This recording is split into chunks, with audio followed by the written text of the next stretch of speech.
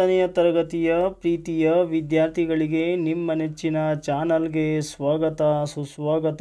ಪ್ರೀತಿಯ ವಿದ್ಯಾರ್ಥಿಗಳೇ, ಒಂಬತ್ತನೆಯ ತರಗತಿಯ ಎಲ್ಲ ಪಾಠದ ಪ್ರಶ್ನೆ ಉತ್ತರಗಳ ಲಿಂಕನ್ನು ನಾನು ಈ ವಿಡಿಯೋದ ಡಿಸ್ಕ್ರಿಪ್ಷನ್ ಬಾಕ್ಸಲ್ಲಿ ಹಾಕಿದ್ದೇನೆ. ಪ್ರೀತಿಯ ವಿದ್ಯಾರ್ಥಿಗಳೇ, ಇವತ್ತು ನಾವು ಚಾಪ್ಟರ್ 8 ದ ಜುಡಿಷರಿ ಈ ಒಂದು ಅಧ್ಯಾಯಕ್ಕೆ ಸಂಬಂಧಪಟ್ಟ ಪ್ರಶ್ನೋತ್ತರಗಳನ್ನು ಈ ವಿಡಿಯೋದಲ್ಲಿ ನೋಡ್ತಾ ಸಾಗೋಣ ಬನ್ನಿ. ಮೊದಲ ಪ್ರಶ್ನೆ ಈ ರೀತಿಯಾಗಿದೆ. The supreme court came into existence on January 28, 1950. ಭಾರತದ ಸರ್ವೋಚ್ಚ ನ್ಯಾಯಾಲಯವು ಜನವರಿ 28, 1950ರಲ್ಲಿ ಜಾರಿಗೆ ಬಂದಿತು.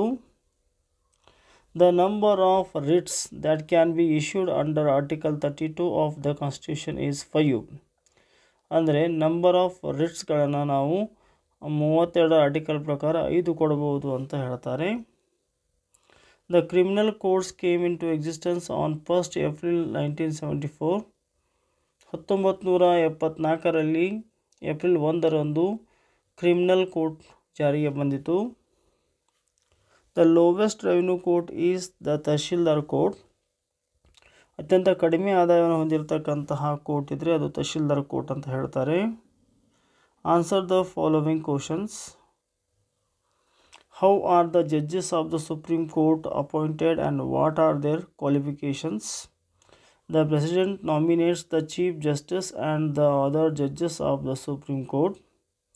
The qualifications of the Supreme Court judge are: should be a citizen of India, should have served as a High Court for at least 5 years, or should have been an advocate of the High Court at least 10 years. Should be a distinguished jurist. What are the functions of the High Court? It takes up civil and criminal disputes, material relationship, contempt of court, etc. It admits appeals in civil and criminal cases from the subordinate courts. It directs transfer of cases from the lower courts to the higher court, to supervise the working of the subordinate courts, to admit writ petitions, to safeguard the fundamental rights and other legal rights of citizens. Which are the subordinate courts under the civil courts? Court of subordinate judges, court of additional subordinate judges, court of municips, courts of additional municips.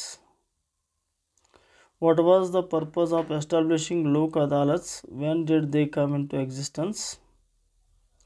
In India, the legal procedure is time consuming and expensive, so government want this Lok Adalat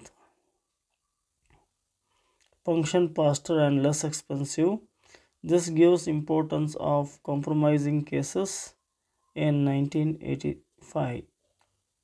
so ಪ್ರೀತಿಯ ವಿದ್ಯಾರ್ಥಿಗಳೇ, ಇಲ್ಲಿಯವರೆಗೆ ನೀವು ನಿಮ್ಮ ನೆಚ್ಚಿನ channel ಆಗಿರುವ ABG spoken English ಕ್ಲಾಸಸ್ಗೆ ನೀವಿನ್ನೂ subscribe ಆಗಿಲ್ಲ ಅಂದರೆ ಈ ಕೂಡಲೇ ಸಬ್ಸ್ಕ್ರೈಬ್ ಆಗಿ.